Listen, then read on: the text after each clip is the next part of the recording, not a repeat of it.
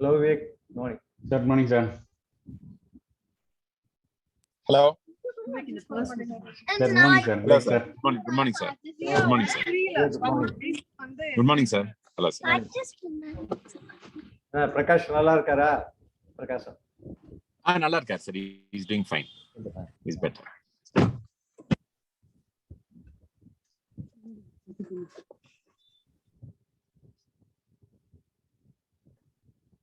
Yeah, sir. Good evening, everyone. Sir. Sir, good evening, sir. Sir, good morning, sir. Morning, sir. Good morning. Good morning, sir. Good morning. Vivek ஏதோ கார்ல இருக்கிறீங்களோ? ஆமா sir. Just on the way. Okay, no issues. So I have shared the link to some of my colleagues here also. Okay. It's going to be a very basic presentation. My aim is, to demystify reading ECGs. Okay. Not to show all complicated, all possible permutations and combinations in ECGs. That's why it's a IMA joint meeting, sir. Adeda, that's what. So see, everyone in the IMA, for that matter, anybody who has finished MBBS should be able to read the ECG. Okay. So that should be the aim. And That should be fine, sir. The whole of the audience can relate to it. Hello?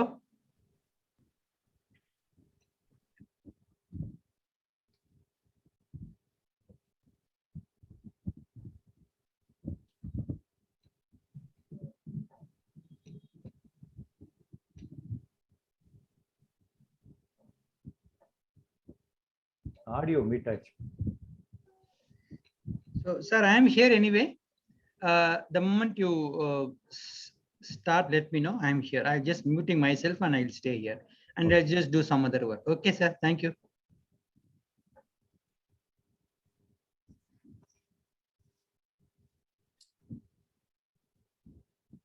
Hello, Ravi. Sir, ரொம்ப நாள் ஆச்சு பார்த்து. உங்க president X president அப்ப போனது அப்படியே விட்டுட்டு போயிட்டீங்க சார் நான் மீட்டிங்ல வாங்க சார். விவேக் பாப்போம். Good morning. Morning sir.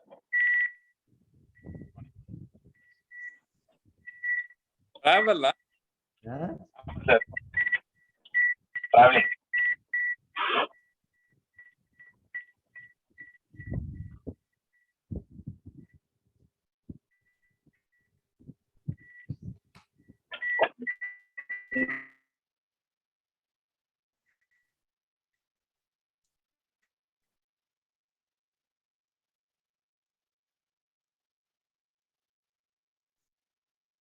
முத்துமணி, good morning. Sir, morning, sir. Morning, sir.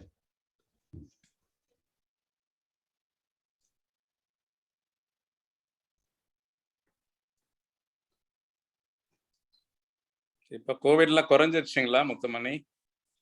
Sir ஒரு 50 to 60 கேசஸ் மட்டும் இருக்கு சார்.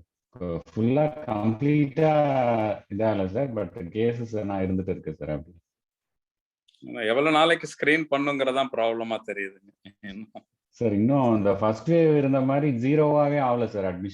அட்மிஷன்ஸ் அப்படியே இருந்துட்டே இருக்கு சார். கொஞ்சம்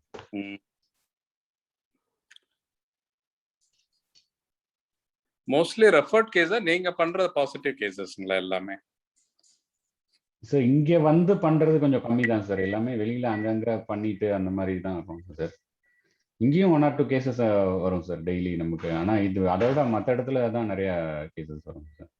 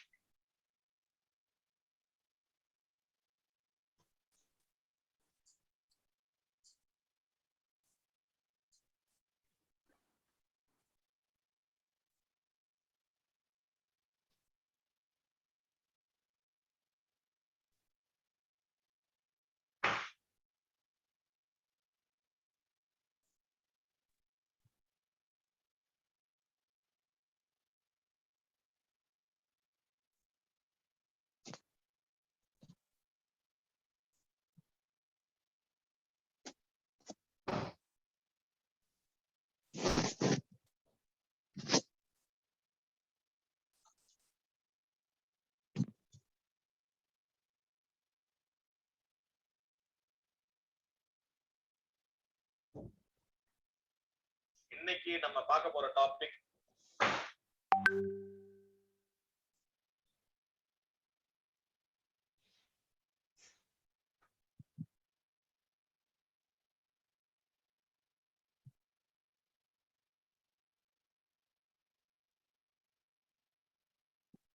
madam good morning madam.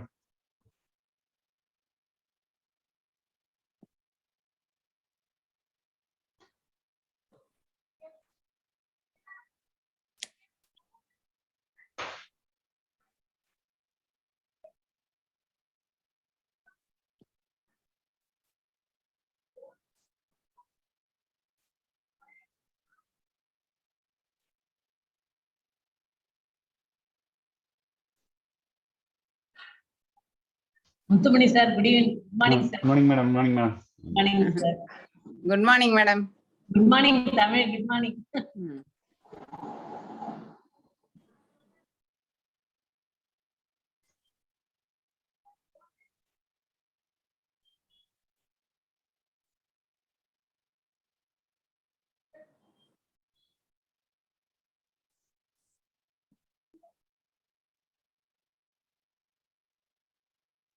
Speaker வந்துட்டாராங்க தமிழ். இருக்காங்க மேடம் ஸ்பீக்கர் வந்துட்டாங்க மேடம். வந்துட்டாரா?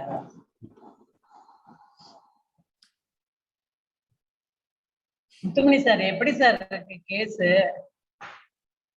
கம்மியா தான் மேடம் இருக்கு. 50 to 60 கேசஸ் இருக்கு.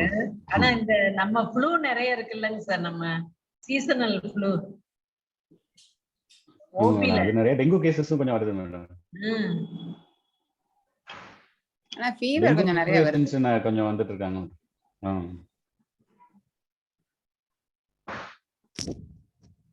Good morning Tamilselvi.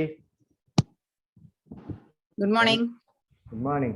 I'm Dr. Sivasankaran. Sir, good morning, sir. Good morning. Sir good morning sir. Sivasankaran sir, video on பண்ணுங்க. வீடியோ ஆன் பண்ணுங்க சார். இல்ல அங்க பேசிட்டு இருந்தேன் இவர்கிட்ட. சரிங்க sir. Sir good morning sir. Good morning. Good morning sir. Good morning sir. Good morning, everyone. Good morning, கண்ணா. நீங்க good morning சொல்றது வந்து ஏதோ கிளாஸ்ல டீச்சர் வரவும் எந்திரிச்சு நிக்கிற அந்த ஃபீலிங் தான் வந்தது. குட் மார்னிங் சார் அப்படி சொன்ன உடனே சரி. இல்ல தமிழ்ல வேணா உள்ளே ஐயா சொல்லலாம். பொதுவா வந்து ஆன்லைன் மீட்டிங்ஸ்ல வந்து ஒரு அட்வான்டேஜ் என்னன்னா டேத்துக்கு ஸ்டார்ட் பண்ணலாம். ஆமா. And anybody from anywhere can always can attend.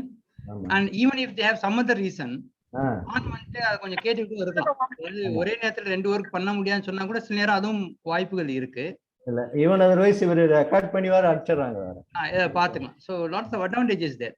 இன்னொரு அட்வான்டேஜ் ஃபார் த ஸ்பீக்கர் நான் சொல்றேன். ஏதாவது ஒரு இடத்துல ஸ்பீக் பண்ணா அந்த மொமெண்டோன்னு ஒண்ணு கொடுப்பாங்க. அதை வச்சு என்ன ரவுண்டா அதாவது பேர் எல்லாம் போட்டு கொடுப்பாங்க. ஆனா நான் முன்கூட்டியே சொல்லிடுறது, இங்க பாருங்க நான் வரேன் கண்டிப்பா, ஆனா மொமெண்டோ ரெடி பண்ணாதீங்கன்னு சொல்லிடுறது. தமிழ்ச்செல்வி மேடம் ஒரு இந்த மாதிரி 3-4 months முன்னாடி மீட்டிங் அரேஞ்ச் பண்ணாங்க. அவங்க என்ன பண்ணாங்க, மொமெண்டோ பண்ணி பார்சல் அனுப்பிச்சிட்டாங்க. ஆன்லைன் மீட்டிங் பண்ணி மொமெண்டோட பார்சல் அனுப்பிச்ச ஒரே ஆள் தமிழ்ச்செல்வி அக்கா தான். இல்ல சார், இப்பதான் லஞ்ச் மீட்டிங் வந்து சொமேட்டோல அனுப்பிச்சு விட்டுறாங்க ஒவ்வொரு வீட்டுக்கு. அதாவது பரவாயில்ல சார், அதான் சாப்பிட்டுப்பேன். ஆமா அதான் சாப்பிட்டுப்பேன் சந்தோஷமா. இவங்க மொமெண்டோ அனுப்பிச்சிருக்காங்க. நம்ம அடுத்த தடவை வரப்போ இவங்ககிட்ட காமிச்சுன்னு பாருங்க, நீங்க கொடுத்த மொமெண்டோ நல்லா வச்சிருக்கேன். காமிக்க போறேன். 11 AM exactly, so you can decide when to start. We can start sir. என்ன முத்துமணி எங்க அஷ்ரஃப்? Okay sir. அஷ்ரஃப் வரல, அஷ்ரஃப் வந்து போற காணோம். அதான் சார் காணோம் சார் இன்னும். அஷ்ரஃப் இல்ல. Anyway we can take a couple of more minutes till the office bearers and others come. And no issues. It's a relaxed Sunday. Good morning, Vivek. Good morning, madam. Good morning, Vivek. Good morning, madam. Sir, good morning, sir. Vivek sir, good morning, sir. இல்லாட்டி இப்படியே தானா?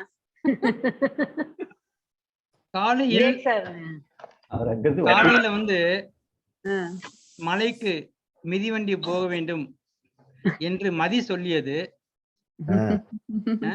மழை வந்து விட்டது. தூறல் தான் மனையால் மரியாதையாக மழை தூறல் என்று கூறிவிட்டார். சோ மரியாதையை காப்பாற்றிக் கொண்டேன். ஒரு கவிதை சொல்லிட்டாரு சார். இதுக்கு பேர் கவிதையா? ஏன் மேடம் கொஞ்சம் தமிழ்ல பேசினா கவிதைன்னு தமிழ் தெரியல அர்த்தம். ஆமா, எனக்கு தமிழ் தெரியும் அப்படின்னு 4 பேருக்கு சொல்லணும் இல்லையா? இங்க 4 பேர் கிடையாது, 40 பேர் இருக்கீங்க. சோ அதனால சொன்னேன். மணிக்கு போன் பண்ணி மீட்டிங்ல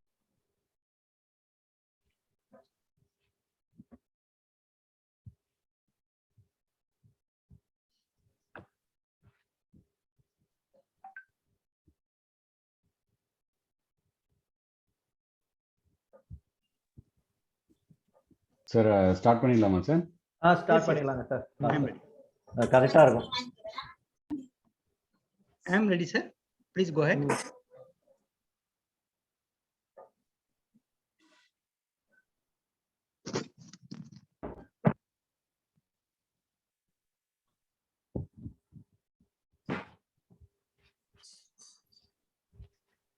மேஜர் ஆபரேஷன் பண்ணிருக்கு கழுது கன்சென்ட் வாங்காம.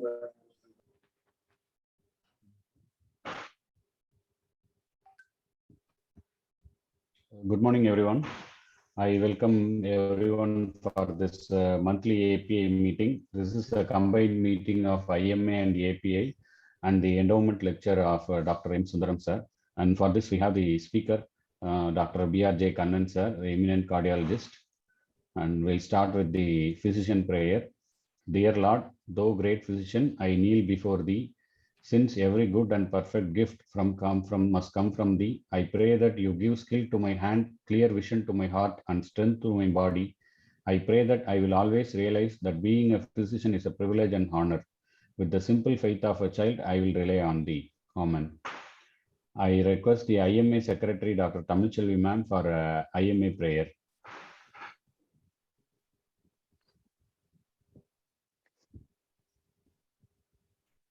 Madam, mute. Unmute. Good morning, everyone. IMA prayer. May everybody be happy. May every one of us see to it that nobody suffers from any pain or sorrow. I do not ask for crown, nor I wish to be in heaven or reborn. I only want to alleviate the suffering of those people who are burning in the fire of sorrow. Thank you, ma'am. I request our chairman, Dr. Sivashankaran sir, for the welcome address. Welcome or a citation? Yes, a welcome address, sir. First, apro citation, sir. Na solumbodha citation, sir. On behalf of API chapter, I welcome all our members of API and members of IMA for this meeting. I welcome our eminent speaker, Dr. B.R.J. Kannan, for this today's meeting. And welcome to all our members and various branches. Thank you. Thank you, sir. Minutes of previous meeting. In September, we had the API monthly meeting, and that is also a combined meeting of IMA and API. It is a Dr. Balagopal sir endowment lecture. It was held on 19th September 2021. Actually, we planned for 2 endowment lectures, but because of some reasons, we are not able to do the other lecture. So we had the lecture Lifestyle Modifications, Myths and Facts by Dr. Prem Kumar, consultant endocrinologist, Salem. It was a very nice lecture, and the lecture gave an elaborate outlook for various practical approach to the diagnosis and treatment. So all of you, please post your name, mobile number, email ID, and medical council registration number in the chat box to get the TNMSC credit point. And this is a Dr. M. Sundaram sir endowment lecture. A few words about Dr. M. Sundaram sir. Dr. M. Sundaram was a renowned physician with a remarkable clinical acumen. He had his schooling at Bishavivar Higher Secondary School, Tiruchirappalli, and finished his undergraduate at Tanjavur Medical College. He completed his postgraduate MD at Madras Medical College, Chennai, under the guidance of Professor Dr. A.M. Selvaraj. He was the president of Indian Medical Association and chairman of Association of Physicians of India, Tiruchirappalli branch. He took active interest in clinical meetings of IMA and API. Dr. M. Sundaram worked in the government headquarters hospital, Tiruchirappalli, and is remembered for his dedicated service during the tenure. Although fully involved in private practice, he never failed to keep himself updated with the recent developments in medical science. So what we juniors have here that the meetings like ECG Club, the IMA meeting and APA meeting, everything was started by Dr. Sundaram sir. So everyone in the meeting tell that this was the first thing initiated by Dr. Sundaram sir with the 3 or 4 physicians. So he is the pioneer for this academic activities in Tiruchirappalli. So with this words about him, I request our chairman to read the citation for today's speaker, Dr. B.R.J. Kannan sir. Association Physician of India, Trichy branch, Dr. M. Sundaram, endowment lecture citation. Whereas all members of Association Physician of India, Trichy branch, gathered here today with the family members of Dr. M. Sundaram at his prestigious oration to recognize Dr. B.R.J. Kannan, an esteemed cardiologist, educator, and physician, YouTuber whose dedication to the field of cardiology has benefited many and will be acclaimed and revered for years to come. Dr. B.R.J. Kannan graduated from Madurai Medical College with several gold medals and academic distinction, followed by post-graduation in pediatrics at PGIMER, Chandigarh. Dr. B.R.J. Kannan was the topper in DM Cardiology in Chitradurga Institute of Medical Sciences, Trivandrum, and did his fellowship in pediatric cardiology at Amrita Institute of Medical Sciences, Cochin. Commonwealth Council of UK awarded him fellowship in interventional cardiology. Whereas on behalf of Trichy APA, we honor Dr. B.R.J. Kannan for his tireless contribution in the field of cardiology and community health. We commend him for his groundbreaking studies and for his academic publication. We thank him for all that he does to help our medical community to move forward. Dr. B.R.J. Kannan has got many research publications in national and international journals. He has authored many chapters in various cardiology books. Well known for his teaching skills, Dr. B.R.J. Kannan is a routine speaker in many forums, including Cardiology Society of India. Dr. B.R.J. Kannan is currently Associate Editor of the journal Annals of Pediatric Cardiology. Dr. B.R.J. Kannan is a specialist in transradial coronary angioplasty, performs interventional procedures in small babies, including septostomy, valvotomy, and device closures of various cardiac defects. Dr. B.R.J. Kannan runs fetal clinic where he performs fetal echocardiography to diagnose and treat heart disease in the fetus. Now, therefore, we, APA Trichy branch, to hereby confer the citation. Dr. B.R.J. Kannan, MDDM, Dipend B, MNAMS on 31st September 2021. Thank you. Over to Mukkamani.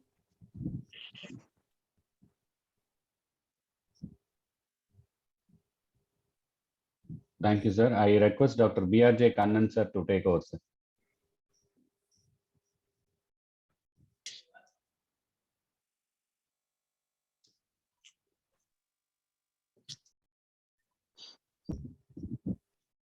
So actually, it really humbles me to receive this award and to get to know so much about Dr. Sundaram. You know, in the current era, it's easy to just like that start an meeting or just like that form a gathering.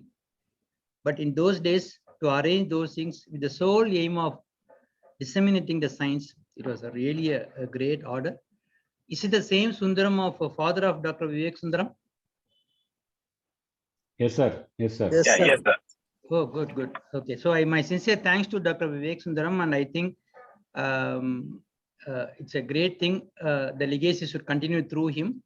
And my sincere thanks to the IMA, APA, and other branches of Trichy who has arranged this meeting and called me for this meeting. So once again, I thank Meenakshi for keeping me in this forum. So let us go to the topic. ECG, TMT, echo, and angiogram in suspected CAD. It's a very practical topic. I'm not going to show any studies or something. I'm going to let everyone in this forum make comfortable in decision making.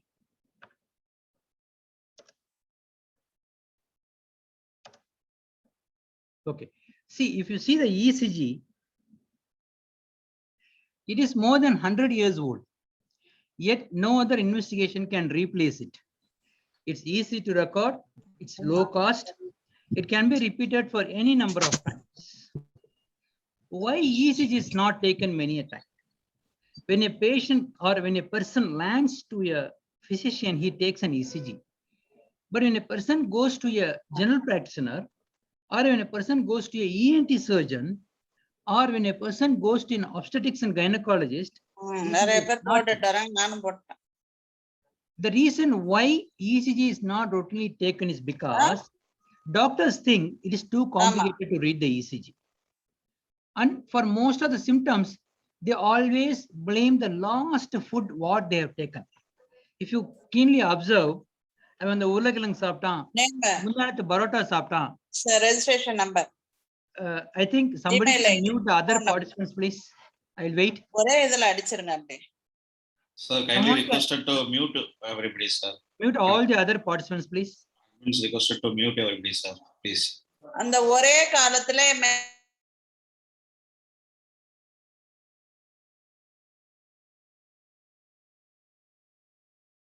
Okay, I have unmuted myself. muted, Hope I am sir. audible now. Okay. See, Yes, sir. doctors Yes, think sir. it is too complicated to read the ECG. See, now we are not here to diagnose complex arrhythmias and structural changes. We are not supposed to miss the killer, which is the coronary artery disease, especially the acute coronary syndrome. Okay. Now, just to focus on the ST segment. You need not worry about P, you need not worry about QRS, just concentrate on the ST segment. If you concentrate on the ST segment, try to learn how to read the ST segment alone, you'll be doing justice to 99% of your patients, and you can prevent or avoid the ongoing myocardial infarction in 99% of the patients. So please focus only on ST and T. ST and T, don't worry about arrhythmias, don't worry about P waves, don't worry about QRS, just concentrate on ST. See, we get two kinds of ECG changes. When you have subendocardial injury, you have ST depression, and when you have transmural injury, we have ST elevation. Let us not go into the theory. Just remember, whatever I'm going to talk subsequently is going to be either ST depression or ST elevation. So what are the types of ST elevation we have? We have this called convex ST elevation. We have straight upsloping ST elevation. We have horizontal ST elevation. We have downsloping ST elevation. There is no specific kind of importance. All are equally important. So see this ECG, there's P wave, QRS, and there is ST elevation. This ST elevation merges with the T wave. This is called PR segment. This is a P wave. This is a QR. It's a PR segment. Compared to PR segment, how much is elevated is what we are reading, not compared to the isoelectric line between two ECGs. Between two beats, we have this isoelectric line. We are not comparing with this. We are just comparing with the PR segment. How, for regard with respect to PR segment, how much is the ST elevation? Okay, so this is another example where here the ST has elevated and become flat. Here ST is in the process of elevating and is merging with the T, and the T is becoming a tall T waves. See, this is not difficult to diagnose. This is not difficult to identify. Once we repeatedly see, once we need to see some 2 or 3 cases, it just goes and kind of, registers in the mind. Next time when you take the ECG, before even you try to read, your brain will tell, see, there is ST elevation. Okay. Now, what are the types of ST depression? It can be horizontal ST depression. It can be downsloping ST depression. Okay. Or it can be upsloping ST depression. But all are ST depressions, various forms of ST depressions. So ST depression or ST elevation is not just one uniform variety. There are various varieties, but it is not difficult to diagnose. For both ST elevation and depression, we are always comparing with the PR segment. So this is a PR segment. For example, in this example, compared to PR segment, we have 5 mm ST depression. Now here, compared to PR segment, this is called J point. J point is a junction of QRS and the ST segment. J point is high, but there is downsloping ST elevation. Here also equally downsloping ST elevation. Okay. Now these are the various kinds of T waves. T wave can be normal, biphasic. See, let us forget about other T waves. Please don't kind of, try to go through all the T waves. Normal T wave, biphasic T wave, and see this T inversion, and see this tall T wave. See, there are various causes of all these T waves. All other causes can wait. All other causes will give time to treat. But acute coronary syndrome is the one which will not give time and kill the patient. So we have to recognize, we have to kind of read to know the normal T wave, biphasic T wave, tall T wave, and inverted T wave. Okay, and it's not difficult. Okay, so when it comes to chest pain, the angina can be typical or atypical. There can be cardiac pain, but not related to coronary ischemia. Like somebody can have dissection of aorta and somebody can have pericarditis. If somebody has chest pain, but it is not angina, with the moment you use the term angina, you mean to say that that patient is having chest pain because of coronary ischemia. Angina in simple translation is called throat pain. Okay, we are not referring here to Ludwig's angina or whatever the original ENT cause of throat pain. We are referring here for the typical coronary ischemia. Okay, so angina can be typical or atypical. For example, somebody has some vague left upper arm pain. Somebody has a pain, intrascapular pain. They are angina, but they are atypical. Somebody has typical retrosternal compressive pain, like what I had the example I have told. I don't know, doctor, it feels like I'm having the acute coronary syndrome. That means he feels as though an elephant is sitting on his chest. This is a very typical angina. So somebody can have a typical angina, or somebody can have the angina in the atypical way. Okay. On the other hand, somebody can have an atypical or even typical presentation, but it may not be related to the coronary ischemia. What do we call that? We call that as non-anginal chest pain or non-cardiac chest pain. Okay. Now, beware of atypical symptoms. If you ask me, what's the commonest killer in our community? It is the so-called gastritis. Okay. Heart is a midline structure. Please remember this. I think we should repeatedly tell this to our patients. Heart is not a left-sided structure. Heart is a midline structure. All the symptoms of the heart will be referred to the midline sternum, not to the left side of the chest. See, left side of the chest can have the chest pain because of the cardiac problems, but majority of the cardiac symptoms will have the midline. Now, what is happening is that only 50% of the patients who are having coronary ischemia will have typical cardiac chest pain. Rest of the 50% will not have the typical chest pain, and majority will have burping. They'll be releasing a lot of gas. They'll be burping. Somebody will have vomiting. Somebody will have vague kind of retching, all in the midline. And whenever it happens in the midline, especially near the epigastrium, what do they say?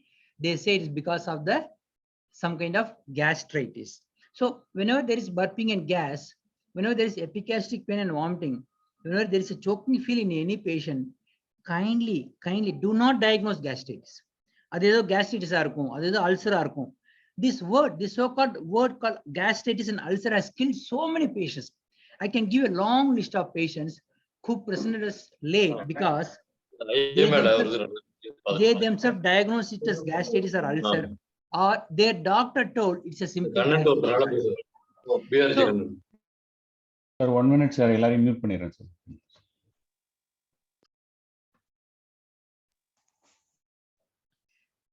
So we should be beware of the atypical symptoms. And let me tell you, the diagnosis of gastritis or so-called ulcer should be the diagnosis of exclusion. That should be the last diagnosis. If you have excluded the potential other causes, and the most important potential cause which we are not supposed to miss is the acute coronary syndrome. Okay. It's not moving. 1 second. I don't know why it is not moving. Yeah, it's moving. So coronary artery disease can be asymptomatic, it can be chronic stable angina, it can be unstable angina, it can be non-ST elevation myocardial infarction, or it can be ST elevation myocardial infarction. In the terms, in the non-STEMI, STEMI, simple English terms. These three things, unstable angina, non-STEMI and STEMI, are together called as acute coronary syndrome. Okay. Acute coronary syndrome results from occlusion of the arterial flow to the myocardium. It can cause ischemia, it can cause injury, or it can cause necrosis. The occlusion occurs due to the rupture of the plaque, erosion of the plaque, blood clot forms, and there is superadded spasm of the artery. Let us see the actual illustration. Now, this is the vessel. There's a good blood flow. The same vessel, there's a plaque, but the cap of the plaque is intact. So there's a good blood flow. The patient is asymptomatic. Now, the plaque has ruptured. the plaque has ruptured, exposing the tissue below the plaque to the blood. You know, as long as blood is exposed to the endothelium, blood remains as blood. It won't solidify. But whenever the blood faces the subendothelial structures, it will solidify. When it solidifies, it causes clot. When it forms a big clot to occlude the entire lumen, it causes acute myocardial infarction. It causes ST elevation, what we call as ST elevation myocardial infarction. There is a clot formation, but it's not total. There is 80-90% occlusion, but there is still some antegrade flow. This patient also will have myocardial infarction, but ECG will not show ST elevation. ECG will show ST depression or T wave inversion. This is called non-ST elevation myocardial infarction.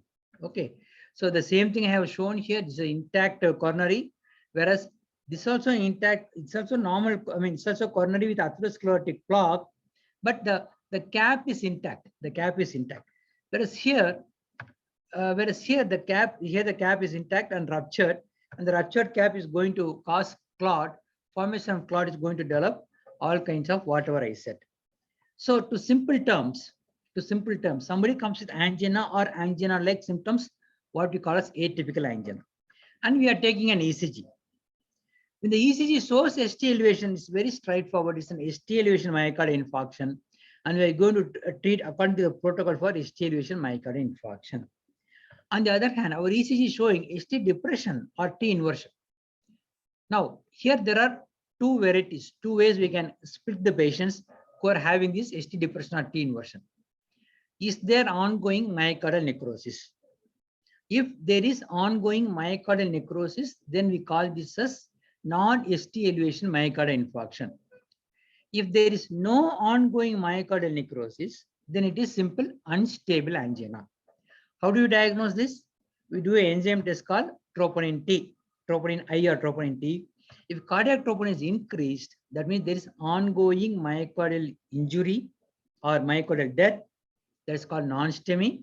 If the troponins are normal, then it's called unstable angina. So hope you are very clear. So somebody comes with chest pain, based on the ECG, we classify them as ST elevation myocardial infarction. ST depression, if it is there, then either it could be non-ST elevation myocardial infarction or unstable angina. Okay.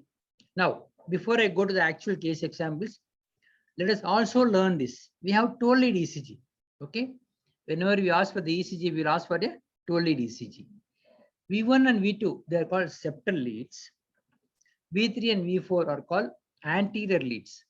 Most of the time, you see changes from V1, V2, V3, and V4. So we call that as anteroseptal myocardial infarction. Isn't it easy to understand? There is nothing very technical word here. It's all very simple English words. V1 is septal, V2 is septal, V3 is anterior, V4 is anterior. When you have changes from V1 to V4, it's called anteroseptal myocardial infarction. Now, one AVL, V5, V6, they look at the lateral aspect of the heart. They're called lateral leads. And 2, 3 AVF are called inferior leads. Okay. So this is the one which I put everything together. So I think I have given enough kind of background theoretical discussion. Now I am going to go into the actual cases. Now, before I go into the actual cases, let us learn something called reciprocal change. Reciprocal also is a simple English term. It's not a technical medical term. Reciprocal na adukku opposite enna nadakudungra artham. If you have some problem with your heart, and if one lead shows ST elevation and T inversion, if you go to the lead exactly opposite to that, it will show ST depression, T upright T. Because basically the electrodes are recording the same ECG changes happening at a particular time. Those electrodes which are directly where the current is passing towards the electrode will show this kind of changes. Because this current is passing away from this electrode, that will show the opposite changes. Many times, these positive changes may not catch our eyes. These negative changes may be very prominent and catch our eyes. So because of that, let us understand that we need to see the both ST elevation and ST depression, tall T waves, also T inversion, and based on that, we are going to diagnose our patients. Okay, so let's just forget this complicated slide. I'm going to the case examples. Okay, now இப்போ இது வரைக்கும் வந்து நான் வந்து ஒரு background knowledge கொடுத்துருக்கேன். ஏன்னா இந்த ஒரு அண்டர்ஸ்டாண்டிங் இல்லாம நம்ம நேரா இசிஜி போனோம்னா புரியாது, என்ன நடக்குதுன்னே புரியாது. So I think I have given you a background to make you to understand that we are not going to miss any acute coronary syndrome. Acute coronary syndrome is a killer, and acute coronary syndrome need not present in a typical way. Only 50% will present in a typical way. The another 50% will not present in a typical way. Now in the two ECG, whatever I have showed, that these two ECGs, there is obvious ST elevation. Okay, see that there is ST elevation V1, there is AVL, there is a V2, V4, எல்லாமே ST elevation இருக்கு. In this example, there is ST elevation 2, 3 AVF and also V5, V6. See, you need not be very critical or you need not be very accurate in your diagnosis. Nobody is expecting you to take an exact diagnosis of the ECG. What we expect is to diagnose that there is acute coronary syndrome. That's all. Our aim or our expectation from the general practitioners or even the physicians is not that they should make a perfect diagnosis and refer for further management. No, they should make a diagnosis. They should make a diagnosis. What? They should not miss acute coronary syndrome. So when the ECG is so glaring, it's easy to diagnose. But see, this ECG, it's not very glaring. In fact, I have cut down this one. The computer recording whatever came in this ECG shed, there is some STT changes and probably a non-specific abnormality. When you grossly look at this ECG, it's all sinus rhythm, and it's okay. It looks like normal. There is no gross abnormality. But you should carefully see that there is a downsloping ST depression AVF in lead 3, and you can see V3 and you can see V4, we can V5. They are all showing ST depression. So we should tune our eyes to diagnose the ECG at this point. It was rightly diagnosed by the physician and sent to us. We gave effective treatment and subsequently the repeat ECG was this. The repeat ECG showed deep T wave inversion. The patient was stable at this time. See, this deep T inversion can occur because of two things. That means we have salvaged the myocardium. The myocardium reperfusion has occurred and the patient is stable. On the other hand, the myocardium is dead. Okay, the patient will not have pain now. Because why he doesn't have pain? Because the myocardium is dead. But he's going to have heart failure and he's going to have all the complications of dead myocardium. He also will show the same kind of T wave inversion. So if we are going to diagnose at this late stage, that means we have missed the bus. We should be in a position to diagnose at this stage. That's why I said, if you want to read the ECG, please take the ECG. Forget about P waves. Forget about QRS. Just try to learn only about the STT changes. Repeatedly keep seeing the STT waves and tune your brain and eyes so that you won't miss any STT changes. Okay. Now with this, I'll go to the first case. Is a 46-year-old lady. No conventional risk factors. Chest pain was there on and off since 1 week. Spricking, at times dull, and refers to the left arm. Now here, referring to the left arm is typical of angina, but spricking and other things are not very typical of angina. The ECG was taken during ongoing pain by the local doctor. It was normal. So the local doctor said, see, it's normal, so no need to worry, it is gastritis, it is because of the urlakirangu what you ate yesterday. Now, the same patient comes to us okay, with us, and again, when we took the ECG, it was again normal. Okay, so that means what I am trying to say is that this patient has, though some features suggestive of so-called angina, ECG taken during pain is normal, and repeat ECG taken during pain is also normal. You know, when you have 2 or more ECGs taken during ongoing pain, then it is not acute coronary syndrome or CAD. Okay, this is point number 1. That is not related to the urlakirangu, that is non-specific pain. Let us not blame any foodstuff. All the foodstuffs are good. I'll tell you, there is no bad food in the world. So-called natural foods. The processed foods, we do have some problem. But in the natural foods, whether it's urlakirangu or whether it's a nei or vennai, there is no bad food in the world. Let's come to this patient. 46-year-old lady, had gestational diabetes, now has impaired glucose tolerance, not on any medications. Chest pain since 2 days. Sprickings at times dull, refers to the left arm. Same kind of presentation. Same kind of presentation. Okay. ECG taken when she had pain, normal. Okay, she came to us for another opinion. So we should remember that when she had chest pain during our presentation, this was the ECG taken. What does this ECG show? It shows bradycardia, heart rate is around 60. And you can see the ST elevation 1, 2, 3 AVF is an upsloping ST elevation. Okay, our eyes should catch this. Please, the moment the ECG is taken, I have seen many physicians or general practitioners directly jumping to the record whatever is mentioned by the computer and reading the recording. Please come out of that. Do not record the recording before you have read the ECG and made some impression about the ECG. In this ECG, you can see that there are tall T waves here and there are ST elevation the 2, 3 AVF. Okay, got the point? So whenever we risk activate by ECG, 1 to 8% of acute myocardial infarction can have a normal ECG at the time of presentation. At the time of presentation, only 50% will show actual changes. Only when you take the repeat ECG, you'll actually will show the actual change. Okay, so it's important that remember the rule number 1. A normal ECG taken when the patient is asymptomatic. Okay, a normal ECG when the patient is asymptomatic does not rule out ACS.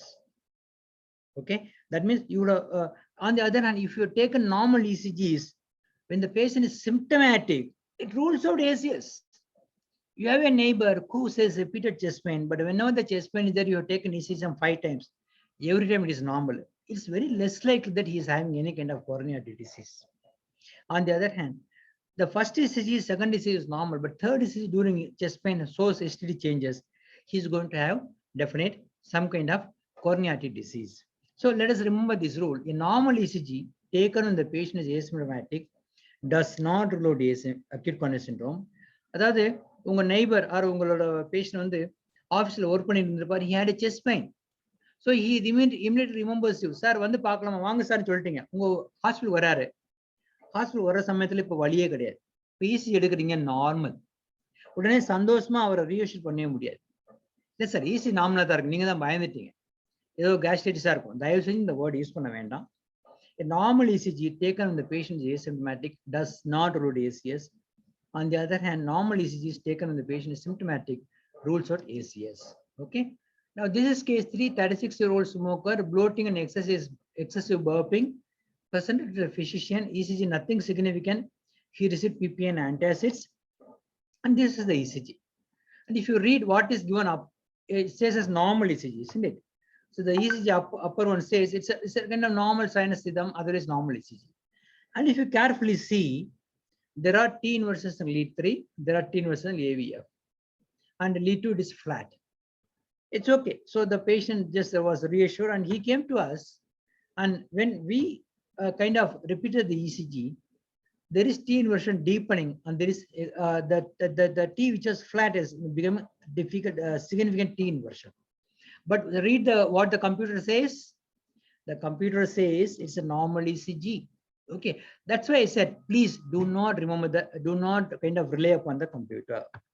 Okay, so we investigated the patient, PROPT was increased, CG showed 80% mid right coronary artery stenosis, and PCA was done. That means, what's the rule number 2? Even subtle changes are very important in the presence of risk factors. If somebody is a smoker, somebody is a diabetic, somebody is beyond 60 years, somebody has family history of heart disease, even minimal changes, we need to give importance. It does not automatically mean that it is acute coronary syndrome, but they need further workup. But here, let us remember 2 common T inversions we see in general public. Isolated T inversion is very common in lead 3 alone. It won't be there in lead 2, it won't be there in AVF. Isolated lead 3 alone, common T inversion is very common. And juvenile pattern, so-called V1 to V3 T inversion from V1 to V3 is also relatively common, especially in ladies. Especially in ladies. If you have T inversion from V1 to V3 in a lady who is about 40-45 years, and if it doesn't have this factor, maybe you can call later and repeat an ECG and see. But if she has risk factors, for example, the most important risk factor is diabetes.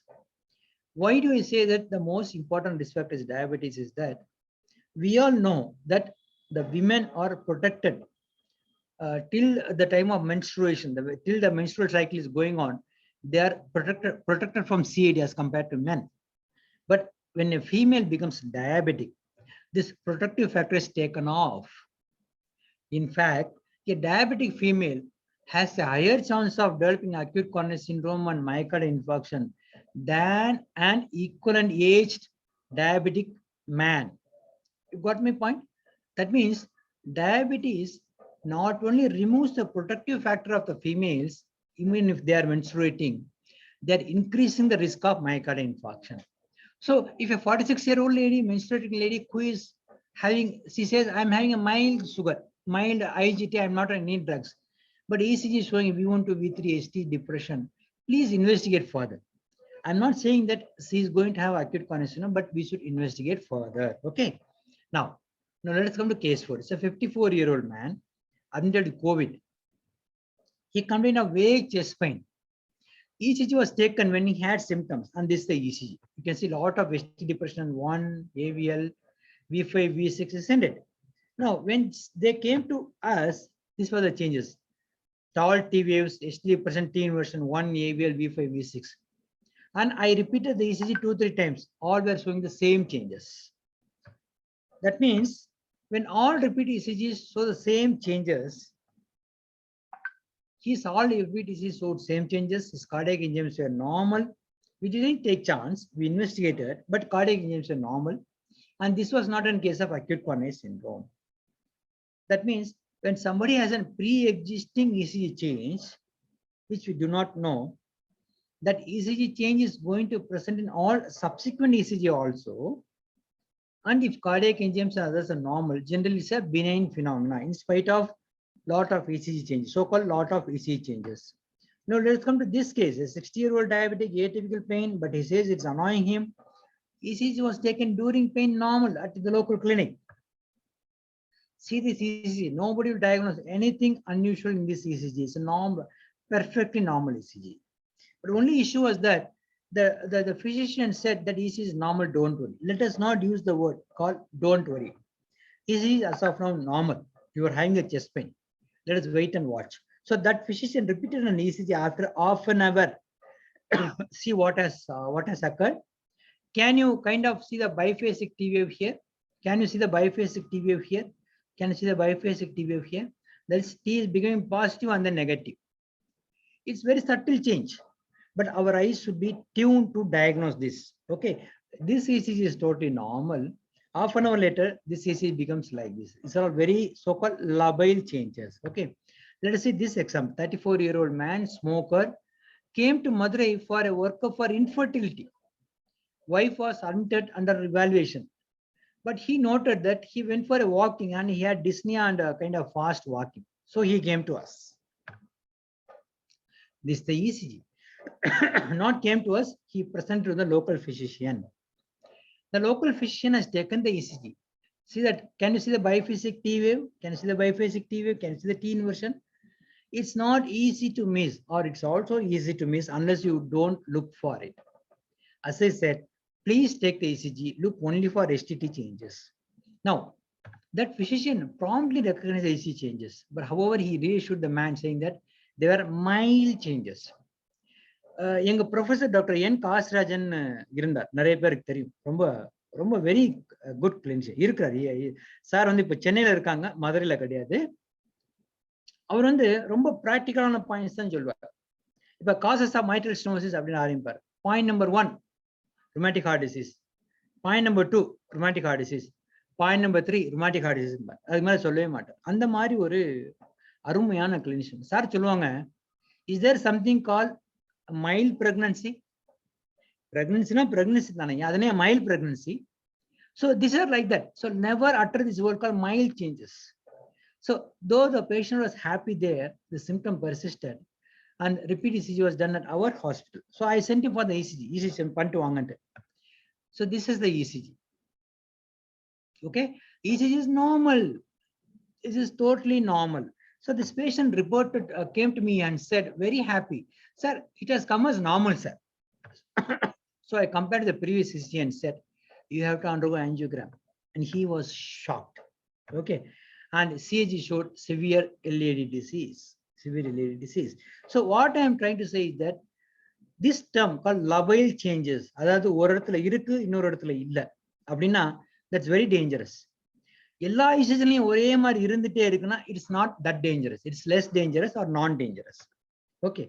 Another one example, 70-year-old man present with atypical chest pain locally. ECG was taken and referred to for further management. On examine, stable patient not willing for admission. DMO ECG எடுக்கிறார், எங்க DMO ECG எடுத்து என்கிட்ட அனுப்புறார். இதான் ECG. ஏதாவது பெருசா changes இருக்கா? Very minimal changes are there, but there are definitely some changes are there. And during the ECG, patient mood or something, the baseline disturbance is there. Whenever baseline disturbance is there, you may not read the ST segment then, but still there is some STT changes, but not very gross. Okay. So now the DMO calls me and says, sir, patient is absolutely fine. ECG shows minimal or no change. And the DMO is wondering why the local physician referred the patient so urgently. So I asked, did you see the previous ECG? No, sir. Please see the previous ECG and send me that one. And it was the previous ECG. Now, what does this show? You can see a significant ST depression V2, V3, V4, V5, V6, 1A. So many changes. Okay. So much of changes were there. That physician was such a good physician. He recognized this. And he gave aspirin, copidogrel, one shot of heparin and sent to us in spite of the patient having atypical symptoms. By the time patient to us, ECG had become almost kind of, regress, changes of regress and ECG have become almost normal. Just because ECG has become normal, this doesn't mean he's a very stable patient or we can take it lightly. So it was a case of anterior wall non-STEMI. Usual protocol was followed. CAG showed critical stenosis of both LAD and circumflex in this patient and total occlusion of right coronary artery. Okay. So what is the rule 3? Rule 3 is that the same fixed changes are seen in all ECGs means they do not represent acute coronary syndrome. However severe it may appear. ECG may appear very abnormal. You may have 10 lines of computer write-ups there, but still, if all the ECGs, that means whenever you are taking an ECG, please ask for the previous ECG. Always try to compare the previous ECG. In spite of that, the patient has significant symptoms, we have to proceed for further evaluation. So whenever available, always compare with the previous ECG. On the other hand, labile changes in ECGs are highly suggestive of acute coronary syndrome. However subtle it may appear, even with minimal or atypical symptoms, please proceed with the ACS management protocol, including angiogram. Okay. அவர் எடுத்த ஐசியில் கொஞ்சமா variation இருந்ததுங்க. இப்ப நம்ம IC normal ஆயிடுச்சுங்க, பயப்படாதீங்க. இது reassurance கிடையாது. This may kill the patient. Okay. So whenever you see a change in the ECG, STD changes, which was there, which is not there now, which was not there, which is now, that means it's highly dangerous. Okay. This is what I am trying to say. So anybody presenting with chest pain at night should be considered acute coronary syndrome unless proved otherwise. Anyone present with gastric symptoms, so-called abdominal bloating, abdominal pain, vomiting, retching, etc., should be evaluated for acute coronary syndrome, especially if they have risk factors. So I do have very recently a patient presenting at 11 p.m. at night with some vomiting. Patient had history of diabetes. He was given Pantocid and sent back. 2 hours later, he comes back with acute ST elevation, severe myocardial infarction. And if we had taken ECG at that point, that initial presentation, we would have definitely picked up that ST elevation or some STD changes, started the treatment, prevented the patient from going to full-blown acute myocardial infarction. Okay, so please do not diagnose so-called gastritis or so-called gas or so-called ulcer. So most of these patients on the doctor would attribute that the symptoms are because of the food whichever they took the previous day, which is wrong. Okay, so when do we do treadmill test? So whatever I have discussed so far is not to miss an acute coronary syndrome. When do we do treadmill test? We should rule out acute coronary syndrome. Yet significant CAD has not been confirmed. Patient has symptoms, yet not classical enough or severe enough to warrant a direct angiogram. So in the more patients, we do treadmill test. And if you see the treadmill test sensitivity and specificity, the sensitivity is only 50%. That means you might miss it 50% of the time. And even if the treadmill is positive, it is specific only for 85 to 90%, 10% of the time it can be a false positive. Because of this, because the low sensitivity, many guidelines discourage to investigate TMT as a mode to investigate CAD. However, we should remember, higher the pretest probability, higher is the sensitivity and specificity. அப்படின்னா என்ன sir அப்படின்னு கேட்டீங்கன்னா, இப்போ ஒரு 40-45 வயசு female, she is menstruating, she's having atypical chest pain, she's not a diabetic, not an hypertensive, she's not obese, no family history. That means her pre-test probability is very low. For her, TMT also is not very good investigation to do. Okay. The same thing, you take a same 55-year-old lady who is a diabetic, who has kind of, the father died with MI at the age of 60 years. Her pre-test probability is high. And if you do TMT in her, it is reliable. அதாவது அதில் TMT positive வந்தா definitely there is going to be some obstruction. Negative வந்தா definitely there is no significant obstruction. புரியுதுங்களா? So that's what I meant this term called pre-test probability. இந்த test பண்றதுக்கு முன்னாடி அந்த என்ன ப்ராபபிலிட்டி, அந்த நோய் இருக்கிறதுக்கான வாய்ப்புகள் எவ்வளோ, நோய் இருக்கிறதுக்கான வாய்ப்புகள் அதிகமாக இருந்தால் இந்த டிஎம்டிங்கிற டெஸ்ட் வந்து இட்ஸ் ஹைலி யூஸ்ஃபுல். நோய் இருக்கிறதுக்கான வாய்ப்புகள் குறைவாக இருந்தால் டிஎம்டிங்கிற இன்வெஸ்டிகேஷன் அவ்வளவாக யூஸ்ஃபுல் கிடையாது. சரியா? ஸோ இண்டிகேஷன்ஸ் ஃபார் டிஎம்டி இதெல்லாம் ரொட்டீன் இண்டிகேஷன்ஸ். டிஎம்டியில வந்து what are you looking in the TMT? TMT positive or negative ஒரு wordல எல்லாரும் கேட்பாங்க. Please go through the TMT. We are looking for whether there was any symptom during TMT like angina, dyspnea, dizziness, syncope. Was there any STD changes? How much of exercise he could do, and what was the target heart rate? We are looking at all these things, and all these things are very easily available in the TMT last page. You need not go through the initial 15 pages of ECG of the TMT. You just go to the last page and just read whatever is given here. This gives lots of information. Now, like this example, this man has reached up to 10.4 minutes, very excellent exercise tolerance. This is minimum 7. If somebody can't even touch 7, that means his exercise capacity is very low. 7 to 10 is good, more than 10 is really good. Now, after having this meds, this is the exercise workload, then see the percentage of heart rate he has achieved. He has achieved 90% of the target heart rate. Okay, this is the heart rate. And if you can see, this is the 90% of target heart rate has been achieved. Second thing. Third thing, he did not have any symptom and there was no STT changes. If STT changes are not there, they'll give us negative. Okay, so we are going to see all these parameters in the terminal test. These are the various STT changes which you will come across in the TMT. When do we start the TMT? Stop the TMT. Patient himself says, I cannot walk, please stop. Okay, that becomes an indication to stop. Next is the patient has chest pain, patient has severe dyspnea or other limiting symptoms, or ECG kind of showing more than 1 minute ST depression.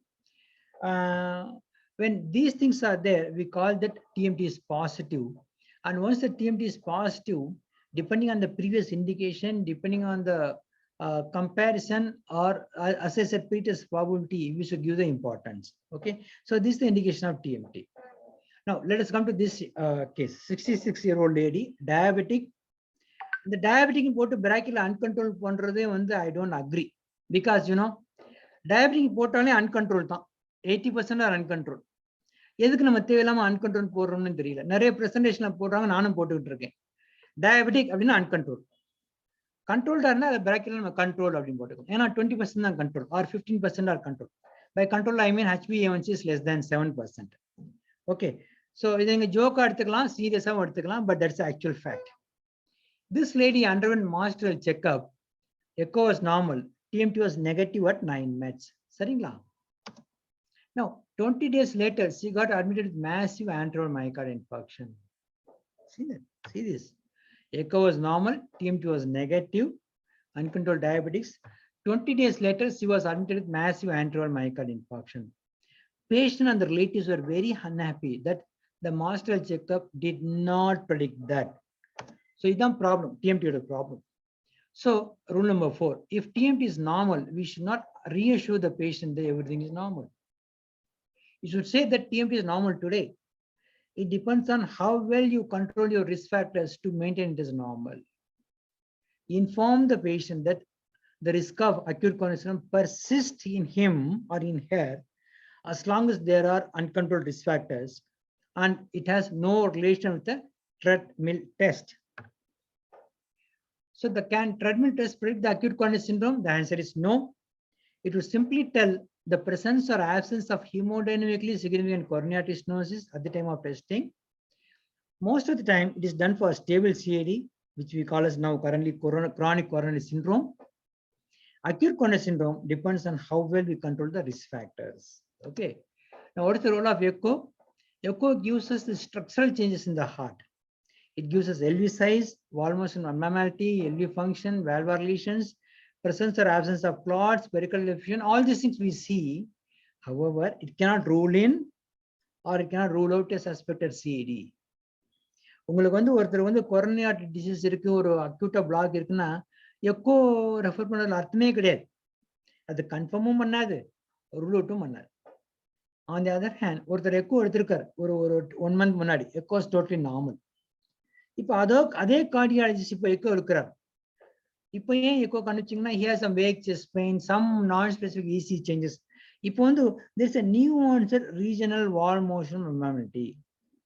New onset wall motion abnormality na ஒரு area of the heart மட்டும் இயங்காது, ஒரு anterior மட்டும் இயங்காது, lateral மட்டும் இயங்காது, அல்ல inferior மட்டும் இயங்காது, மற்ற ஏரியாஸ் எல்லாம் நார்மலா இயங்கிட்டு இருக்கும். அப்படி இருக்குன்னா that suggest acute coronary syndrome.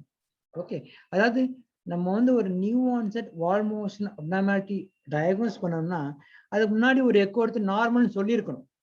Okay, இருந்தாலும் இது வந்து it has a low sensitivity and specificity, but it has some role. So the role of echo is very minimal in diagnosing acute coronary syndrome. But whenever you have ECG changes which are plus minus, when you have other investigations which are plus minus, we can always take the help of echo. But echo alone should not be taken as the sole investigation to come to a conclusion. Now, the most important, what's the role of CT coronary angiogram? இப்போ CT coronary angiogram ஓட sensitivity and specificity பாருங்க. Okay.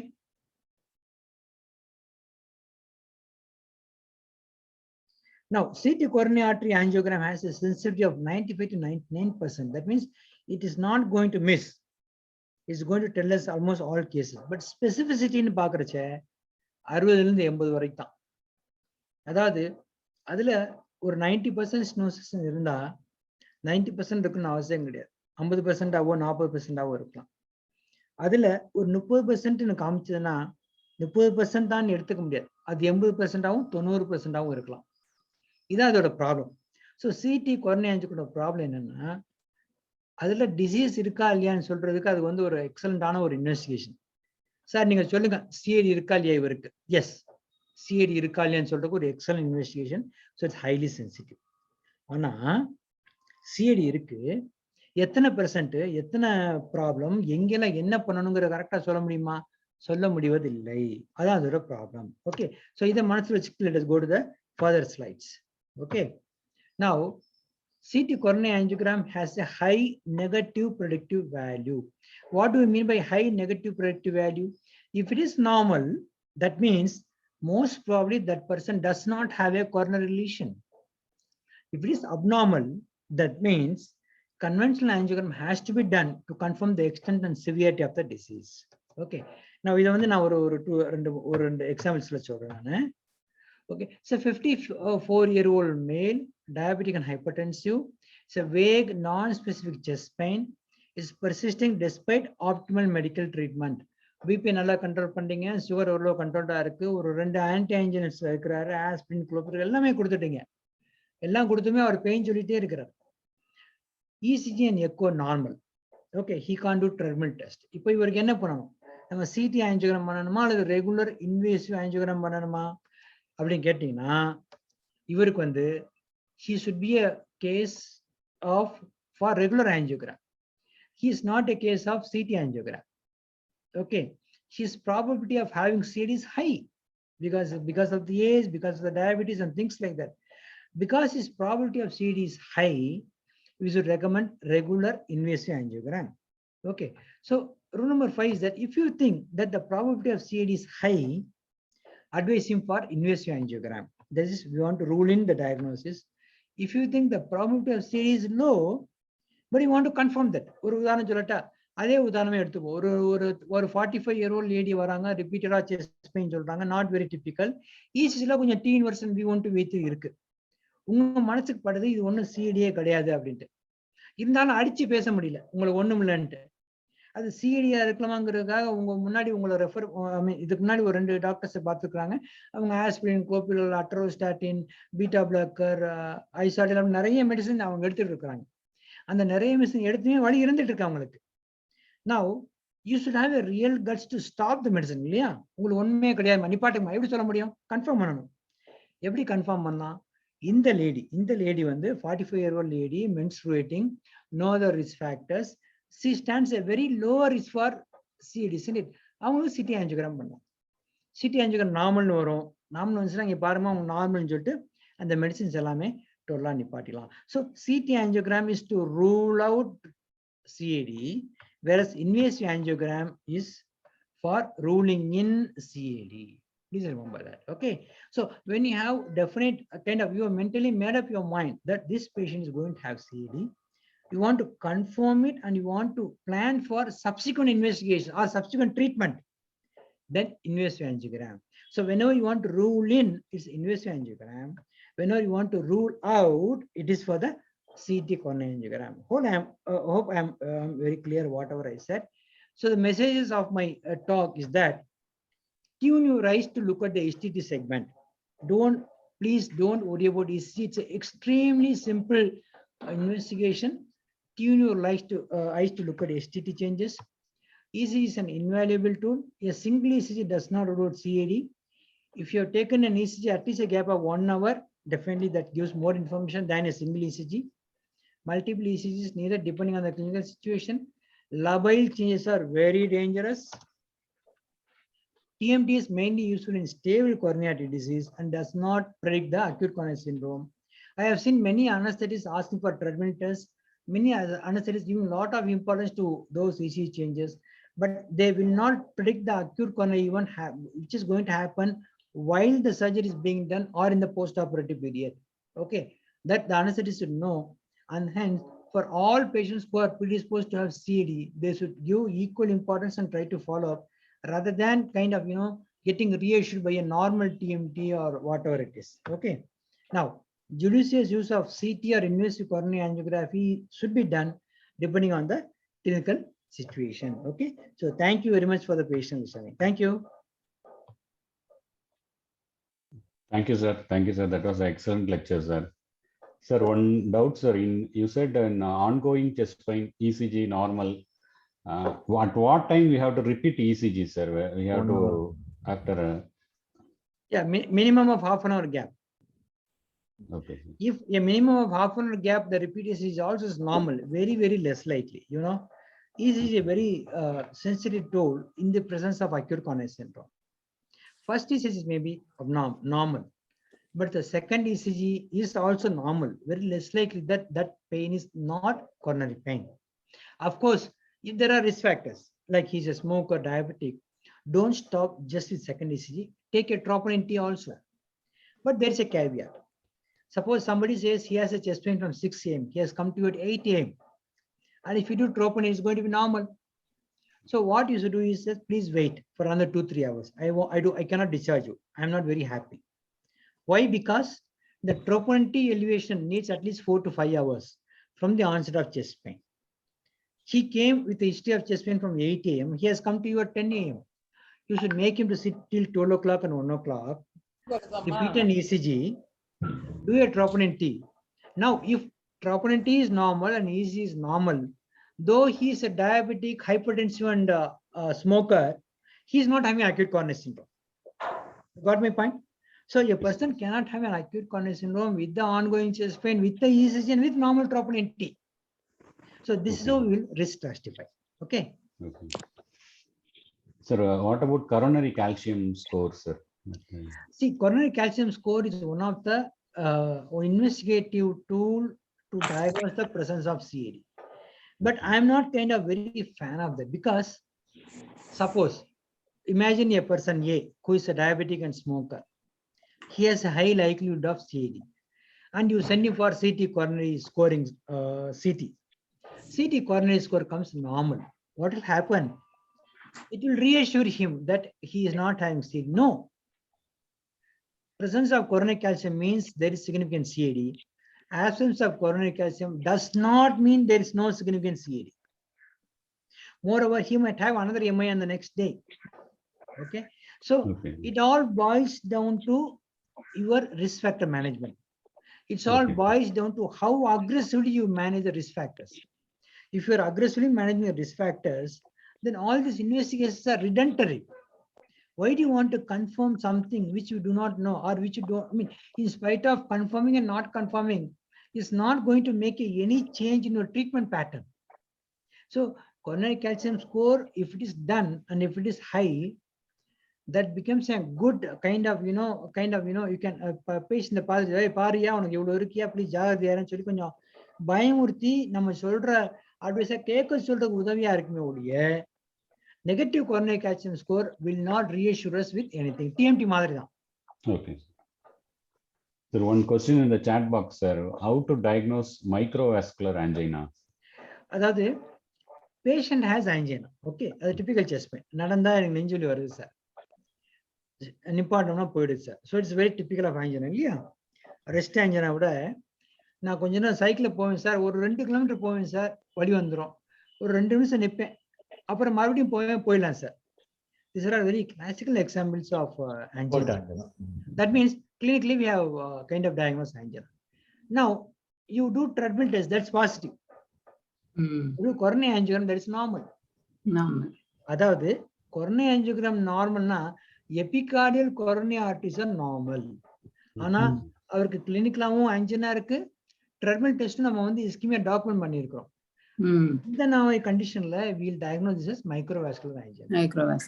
So that means there is some other area which is giving angina.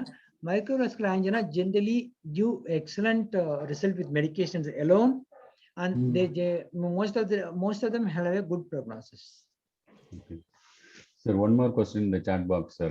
The use of radionucleotide imaging in cardiac imaging. அதாவது it is same like treadmill test.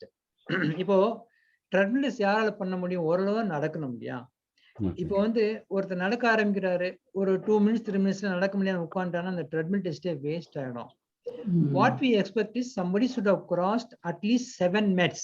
அந்த நான் அந்த ஒரு TMT ஓட ஒரு பெரிய ஒரு பேஜ் காமிச்சேன் இல்லையா?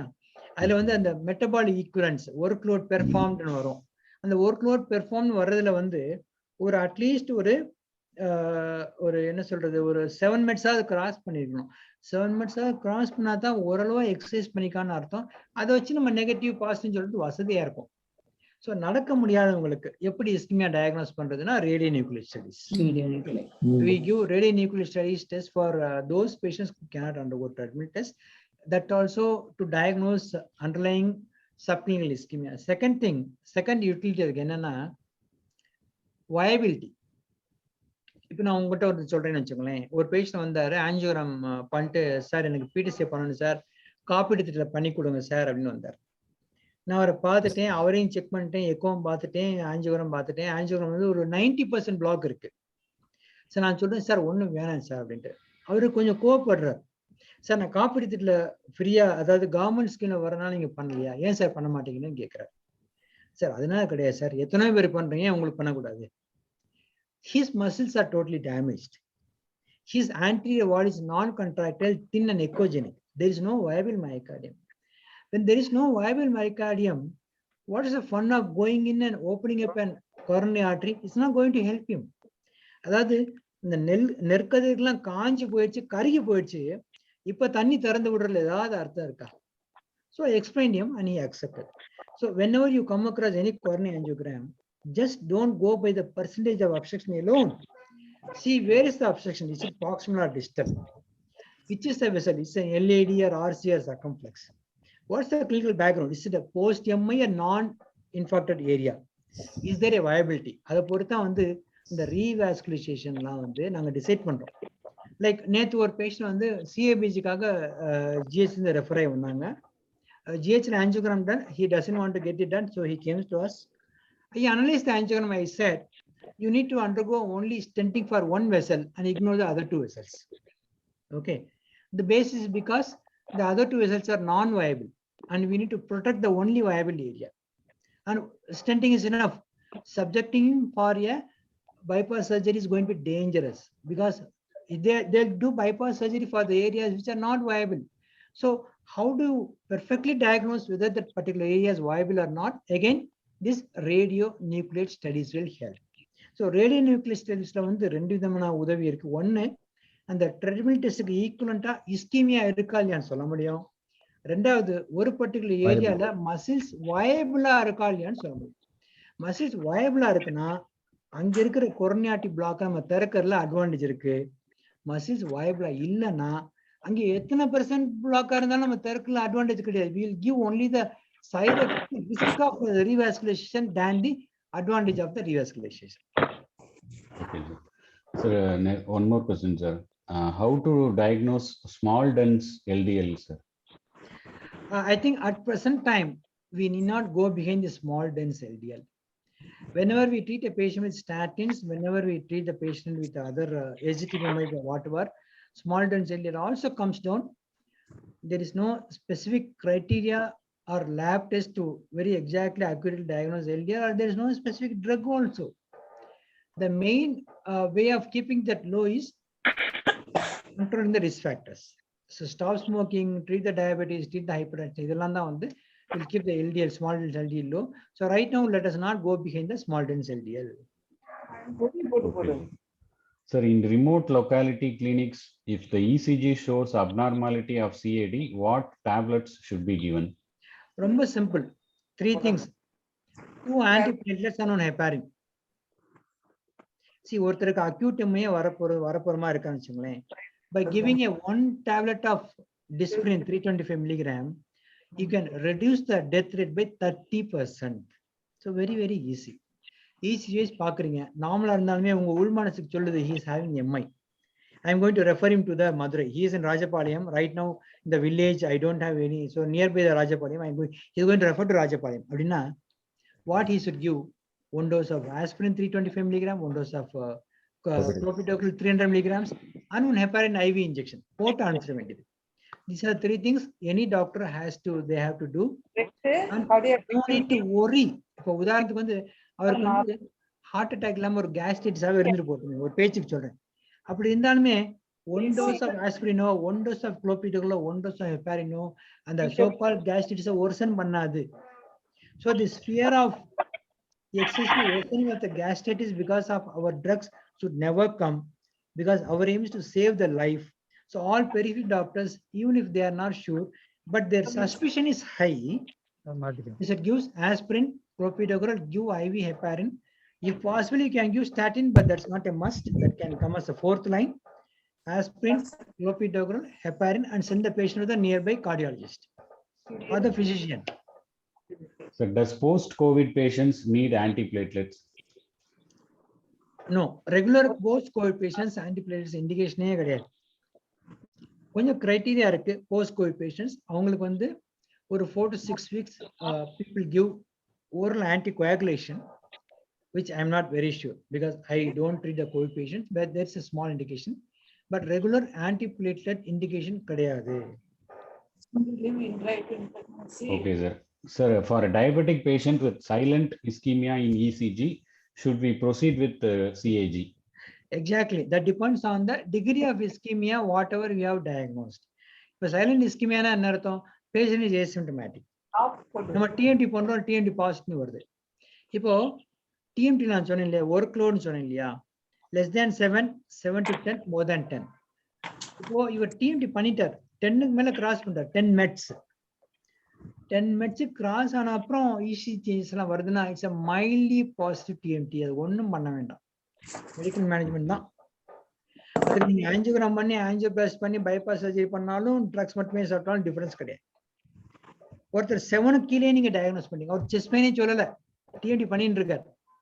ஆனா ஒரு 5th minute 6th minute பாத்தீங்கன்னா STH வந்துருச்சுன்னா he needs definitely angiogram. So less than 7 meds definitely angiogram, more than 10 meds definitely no angiogram. 7 to 10 வந்து கொஞ்சம் borderline zone. That depending on the clinical your assessment, you should decide whether to follow up with medical management or whether you want to subject the patient for CAG.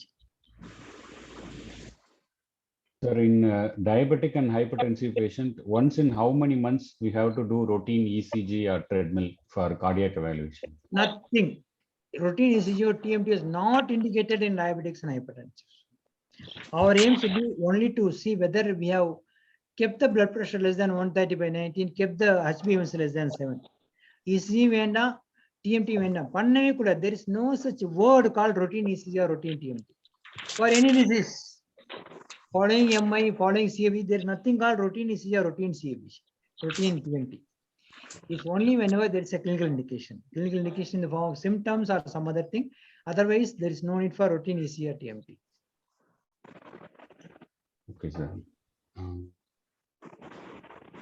Sir, how to differentiate stunned myocardium from non-viable myocardium?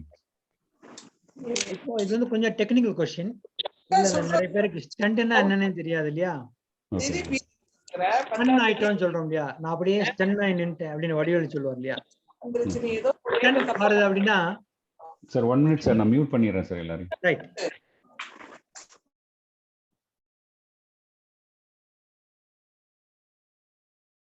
Okay sir. Sir இப்போ பேசுங்க sir, unmute பண்ணுங்க. Okay, a stunned myocardium now, that myocardium has gone into a state of non-functionality. Non-functionality. இப்போ ஒரு myocardium உயிரோடவே இல்லைன்னு வச்சுங்க, it's dead myocardium now, அப்போமே it won't be contracting. Okay, a myocardium is viable but is not contracting. So a viable myocardium which is not contracting we call a stunned myocardium. A non-viable myocardium is called a scar. So how to differentiate between the two? Many times you need to simply wait. Over a period of 4 to 6 weeks or 3 months, a stunned myocardium will recover fully, whereas a non-viable myocardium will not recover. If you want to decide something urgently, like for example, example, you want to send the patient for CABG. You want to know whether that myocardium is viable or not. Radionuclic studies. So we have radionuclic studies which will clearly differentiate a viable myocardium, which is stunned, and a non-viable myocardium. Okay. So ECG changes during recovery stages in TMT. That has equal importance as it is seen during exercise. That has to be given equal importance. That is also a positive TMT. Okay. So this question you already have told in the role of TMT in pre-op assessment of a patient with history of breathlessness on exertion with normal ECG and echo. Yeah, so practically no role. TMT might tell you the functional capacity of heart and lungs. It may or may not show ischemia. So if you think the pre-procedure probability is high, you should take all adequate measurements. Anna, during anesthesia, what do they look for is that LV function and the ability to tolerate the volume infusions, isn't it? During anesthesia, whenever there is hypotension, they would like to give a lot of volumes. Whether that particular patient will take a lot of volume or not. That's echo beneficial. Echo LV function will tell us, and that will be beneficial to tell whether the volume overloading or volume loading will be taken away by the patient or not. On the other hand, it will never predict the acute coronary syndrome. Okay. So any contraindications for heparin in acute coronary syndrome? Contraindication, or regular contraindication. Bleeding diathesis, but rare. IC bleed within 1 month, ongoing active peptic ulcer, history of bleeding diathesis, a bleeding oral ulcer, and the regular things, but they are rare. They are rare. In the over 20 years of my cardiology practice, how many patients I have withheld heparin because of the contraindication? I can't remember even a single patient. So it's more theoretical. Practically, most of the patients will be needing it. So what are the preventive measures to be followed in hypertensive patients to prevent myocardial infarction? Treat the hypertension properly. See, aspirin doesn't help. Statin doesn't help. Okay. Statin can be given if there is another additional kind of risk factor in addition to hypertension. But let me remind you, hypertension is a more risk factor for stroke than the MI. Okay. So treating the hypertension effectively is the first thing we have to do rather than trying to give some drugs. Okay, sir. Sir, does overindulgence in exercises lead to CAD or sudden cardiac deaths? In a small subset, நம்ம சொல்ல முடியாது தீவிரவாதம் வேணும்னு சொல்ல முடியாது, மிதவாதம் தான் வேணும். நான் என்னோட டயட் சம்பந்தமா லெக்சர் கொடுக்கப்ப இந்த வார்த்தை யூஸ் பண்ணுவேன். இப்ப கரண்ட்லி சாப்பிட்டுட்டு இருக்க டயட் வந்து ஹை கார்போஹைட்ரேட் டயட். இது வந்து ஒரு விதமான தீவிரவாதம். கொழுப்புக்கு எதிரான ஒரு போர்க்குடி தூக்கப்பட்டு எல்லாரும் கொழுப்பு கொழுப்பு கொழுப்பு அது ஒரு மோசம், அது டேஞ்சர், ஐயோ அது மோசம் அப்படி சொல்லி சொல்லி நிறைய கார்போஹைட்ரேட் சாப்பிட்றோம். இப்ப சாப்பிட்டுட்டு இருக்க diet, current diet of 19% of those who are listening this talk is high carbohydrate diet. இது தீவிரவாதம். paleo diet ஒரு குரூப் ஆரம்பிச்சிருக்காங்க. அவங்க வந்து they are recommending high fat diet. அது ஒரு தீவிரவாதம். இதுக்கு நம்ம ரெண்டு சைடு போகணும், நம்ம மிதவாதமா நடுவுல போலாமே. So whatever my YouTube channel say, they are kind of balanced diet. You take fruits, you take vegetables, you take all these things, you reduce the grains and தானியங்கள் சிறுதானியம் குறைங்கன்னு சொல்லும். So அதே மாதிரி தான் இங்கேயும் exercise is extremely beneficial whenever it is moderate. Okay, whenever there is an excess, definitely you stand a chance of developing arrhythmias. That's a doubt. So we do not recommend excessive exercise for anyone. There is no relation between there is no correlation between good health and then excess exercise. So மிதவாதம் தான் இதுலயுமே. If you are walking for 4 or 5 steps by stairs without taking the lift, you are an excellent person. You are doing a very good moderate exercise. On the other hand, you want to go to a trekking for some hill every week. That's not good for the body. That's not good for the body. So excessive exercise is not harmful. Okay, sir. Once in a while is recommended. Like you go once in a month or once in 2 months, go for a long ride, 300 kilometers. That's not acceptable, Once in a while, long ride, once in a while, heavy exercise, body is happy with that. But regular heavy exercise, body is not happy. Okay. So shall we take 2 more questions, sir? There are questions in the chat box. Right. So for a known diabetic patient with strong family history of MI, ECG normal and echo mild PAH, TMT can't do because of a fracture in the foot. What is the role of CT angio or CAG, sir? Sir நான் சொல்லிட்டேன் இல்லையா, நீங்க சொல்லிட்டீங்க diabetic சொல்றீங்க, strong family ஹிஸ்டரின்னு சொல்றீங்க. அப்புறம் உங்க மனசு என்ன சொல்லுது? இவருக்கு கொரோனரி பிளாக் இருக்கும் வாய்ப்பு அதிகம்னு சொல்லுது இல்லையா? அப்ப எதுக்கு சிடி ஆஞ்சியோ பண்ணணும்? சிடி ஆஞ்சியோ என்ன சொல்லணும்? ஆமாயா இருக்கியான்னு சொல்லும். ஆர்சியில கொஞ்சம் இருக்கு, எல்ஏடியில இருக்குன்னு சொல்லும். அப்புறம் என்ன சொல்வீங்க? ரெகுலர் ஆஞ்சியோகிராம் பண்ண அனுப்புவீங்க. ஆக சிடி ஆஞ்சியோகிராம் வேஸ்ட் தானே. நான் சொன்ன மாதிரி இந்த எக்ஸாம்பிள், நீங்க சொன்ன எக்ஸாம்பிளுக்கு ப்ரீ டெஸ்ட் ப்ராபபிலிட்டி அதிகம். இவருக்கு டைரக்டா இன்வேசிவ் ஆஞ்சியோகிராம் தான் அனுப்பணும். இந்த வார்த்தையை மனசுல வச்சுக்கணும். நம்ம குறிப்பிட்ட ஒரு பேஷண்ட்டுக்கு நம்ம ரூல் அவுட் பண்ணணுமா சிஐடி, சிடி கொரோனரி ஆஞ்சியோகிராம், நம்ம ரூல் இன் பண்ணணுமா, கன்ஃபார்ம் பண்ணணுமா, invasive angiogram. Simple. Okay. Sir, one last question, sir. Is diastolic hypertension, does it have similar risk like systolic hypertension, sir? Isolated diastolic. Equally important. But ஆனா பாத்தீங்கன்னா diastolic hypertension is prevalent more in younger individuals, 40-50 years. Okay. In older individuals beyond 50 years is more of a systolic hypertension. In fact, diastolic pressure comes down. But both have equal importance. அதுல வந்து டிஃபரன்ஸே கிடையாது. We do not differentiate whenever we treat for hypertension. As I said earlier, hypertension is a more risk factor for stroke than myocardial infarction, and the stroke for risk does not differentiate whether it's a mean BP which matters. It's a mean BP which matters. It does not depend whether it's a systolic hypertension or a diastolic hypertension. Okay, sir. Okay, sir. Thank you, sir. Thank you for the excellent discussion, sir. Thank you. Sir, I request Dr. Vivek Sundaram, sir, to tell a few words. Sir, Vivek, sir.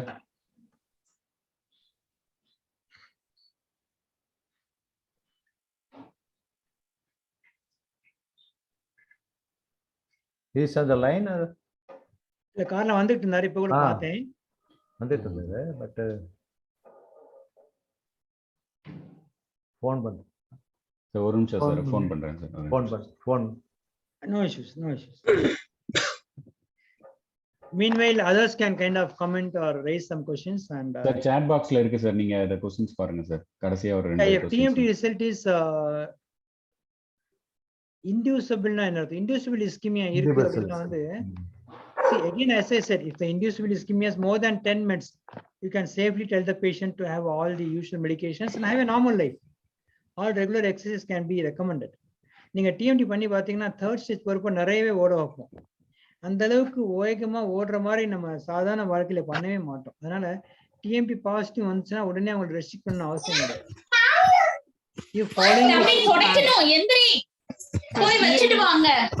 நம்ம miss பண்ண கூடாது sir. அதே சமயத்துல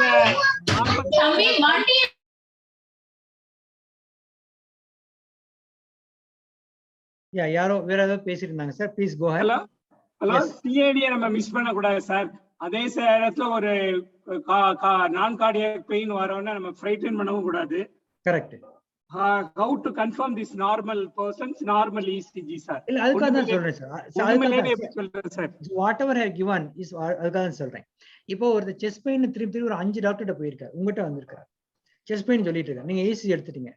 chest pain மறுபடியும் சொல்ற, மறுபடியும் ECG எடுத்தீங்க, doctor எடுத்தீங்க. நீங்க கிளியரா எக்ஸ்பிளைன் பண்ணலாம் இல்லையா? பாருங்க இத்தனை பேர் போயிட்டு இருக்கீங்க. there is no organic disease. இந்த செஸ்ட் பெயின் சொல்றது உங்க மனசு சொல்லுது. உங்களுக்கு பெயின் இருக்கிறச்சே 2 தடவை ECG எடுத்துட்டேன். இருதயத்துல அப்நார்மலா இருந்தா ECGல வந்து தானே ஆகணும். ECG நார்மலா இருக்குச்சு, நான் எதை வைத்தியம் பார்க்க? ட்ரோபோனின் டெஸ்ட் ஒரு டெஸ்ட்லாம் பார்த்துட்டேன், ஹார்ட் நார்மலா இருக்கு. ஆக இது தேவையில்லாம நீங்க தான் பயந்துட்டு இருக்கிறீங்க அப்படின்னு சொல்லி ரியஷூர் பண்ணிக்கலாம். அதாவது the way you explain only matters. ECGல கொஞ்சம் சேஞ்சஸ் இருக்குப்பா, அதனால நீங்க எதுக்கு இந்த மாத்திரை லைஃப் லாங் சாப்பிடணும்னு சொல்றீங்களா, அதுதான் பயமுறுத்துறது. So we the doctors should be confident.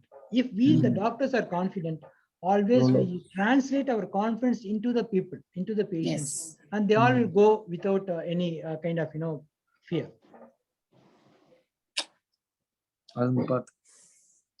One question in the chat box: any study comparing long-term morbidity and mortality in patients after revascularization of minimal viable myocardium and those who did not undergo revascularization? When there is minimal viable myocardium, there are many studies which say that revascularization does not add to their morbidity or mortality. So please do not proceed. There should be significant, more than 50% of myocardium should be viable, and hence only revascularization is indicated. So it's all boils down to how well we manage the LV dysfunction and the risk factors, and some additional medications, and his lifestyle management. See, lifestyle changes and a minimal drugs, they do wonders. Revascularization only a small subset of patients. Yes. Whether TMT can induce silent MI? இல்ல sir, ரொம்ப rare. ஏன்னா நாங்க ரெகுலரா ECG பார்த்துட்டே இருப்போம். ஒரு doctor எப்பவுமே இருப்பாரு, ECG மானிட்டர் பண்ணிட்டே இருப்பாரு. அந்த மெஷினும் சொல்லிட்டே இருக்கும். அந்த மெஷின் ST டிப்ரெஷன் ஆயிருக்கா, ST டிப்ரெஷன் ஆயிருக்கான்னு சொல்லிட்டே இருக்கும். ஒரு ஏரியால வந்துட்டே இருக்கும். The moment it reaches the threshold, இங்க பாரியா -1.5 மில்லிமீட்டர் வந்துட்டு சொல்லும், நாங்க உடனே நிப்பாட்டிடுவோம். எனக்கு தெரிஞ்சு இந்த 20 வயசுல வெதர் அமிர்தால இருக்கட்டும், ஸ்ரீசித்திரால இருக்கட்டும், ஆர் வடமலையால இருக்கட்டும், TMT எடுத்து யாருக்காவது ஹார்ட் அட்டாக் வந்த மாதிரியோ, VT வந்த மாதிரியோ டெத் வரவே கிடையவே கிடையாது. only problem, somebody should be there looking at the monitor and judging. TMT வந்து ஒரு டெக்னீஷியன் விட்டு பண்ண சொல்றது வந்து definitely not correct. Definitely not correct. Some doctors should be there. He need not be a cardiologist. He can be a simple physician. Or physician கூட கிடையாது madam. ஒரு post MBBS MBBS முடிச்சுட்டு வந்த பையன்ட்ட கூட நம்ம கத்து கொடுத்துட்டு இதெல்லாம் பாருடான்னு சொன்னா நல்லபடியா பார்க்க போறான். That is enough. The doctor who is in the TMT should know to just look at the screen and diagnose, and he should know how to do the DC shock. ஏன்னா வெரி ரேரா DC shock தான் வரப்போகுது. ஏன்னா MI வரதுக்கு முன்னாடி VT வரும். VT வந்தோடனே DC shock பண்ணா சரியா போயிடும். எனக்கு அந்த சான்ஸ் கூட இது வரைக்கும் வந்தது இல்லைங்கிறது தான் நிஜம். ஸோ இந்த TMT சம்பந்தமான பயம்ங்கிறது வந்து ஒரு எக்ஸாஜரேட்டட் பயம்.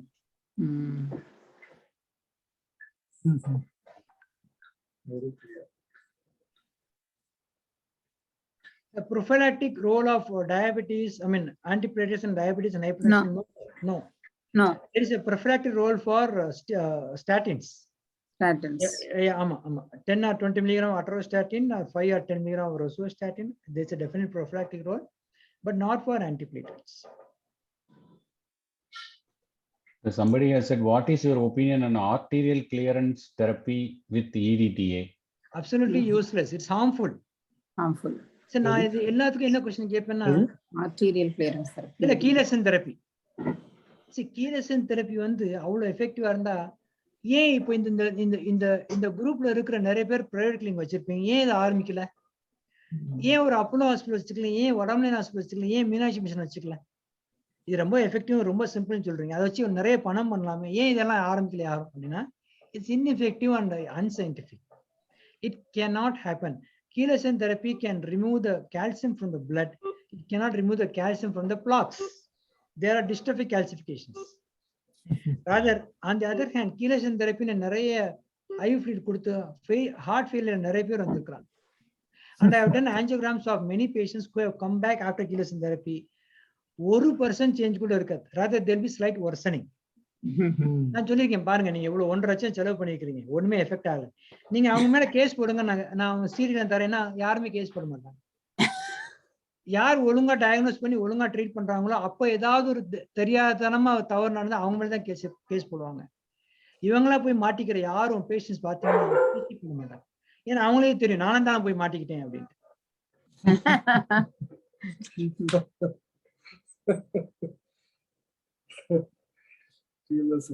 Thank you sir. Sir, Vivek sir line கிடைக்கல sir. I think அவருக்கு நெட்வொர்க் இல்லன்னு நினைக்கிறேன். No issues. It's at 12:30 and sir, okay sir. So I request Dr. Prabhu, VC member of the API Trichy, to give the vote of thanks. Good afternoon all. On behalf of API and IMA Trichy branch, I would like to thank Dr. B.R.G. Kannan sir for his simple and easy rules in diagnosing coronary disease, which is easy to remember, sir.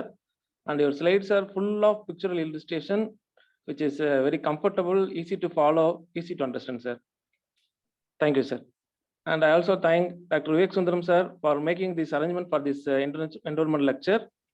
And I thank Nitya Audio Video Visuals for their great service. And we are having more than 150 participants in this lecture. So I thank participants for their active participation and their patient listening. Thank you, sir. Thank you all. Thank you, sir. Thank sir. you. Thank you, sir. Thank you, sir. Thank you, Thank you, sir. Thank you, sir. Thank you. Advance happy Diwali, sir. Advance happy Diwali to Diwali. everyone. Hey, happy Diwali to everyone. Happy Diwali. Thank you, sir. Thank you, sir. Thank you, sir. Thank you, sir. Thank you, sir. Thank you, Tamil Selvi. Thank you, sir. Thank you. Advance happy Diwali. Happy Diwali, sir, to everyone. Thank you, sir. Thank you, sir. Muthumani, Muthumani, 172, happy Diwali. 170, ஆமா. 172, 175. Super, madam. Good. Thank you, madam. Thank you. Thank you. Thank you. Bye. Happy Diwali to all.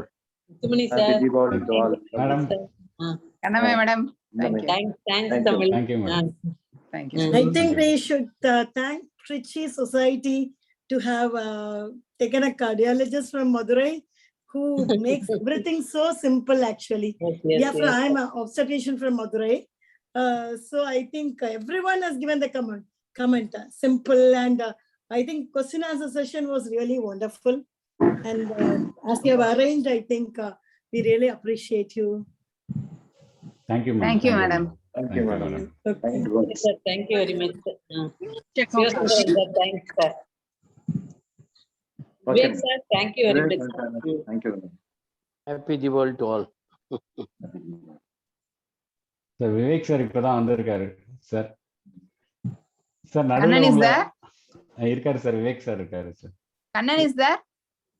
Sorry, sir, just ran out of charge. And so it was very nice. So I just happened to follow the whole this thing. Amazing. Okay. Beautiful talk, wonderful elucidation. எல்லாருக்கும் understand பண்ற மாதிரி immensely beneficial. Okay, sir. Okay. Thanks API sir and IMA for this endowment lecture. Heartfelt thanks. Thank you, sir. Thank you, sir. Thank you. Thanks, Vivek. So, thank you, sir. Bye, sir. Thank you. Thanks. Muthumani, you, sir. shall we Thanks. wind Okay, up? ma'am. Yes, ma'am. Yes, Thank you. ma'am. Thank you. Bye. Thank you. Thank you.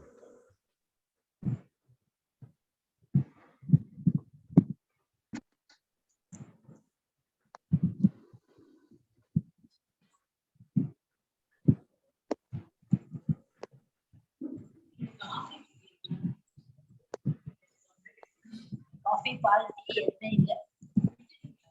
இல்ல, tablet எடுத்துக்கிறேன். அதனால அது பிடிக்காதீங்க.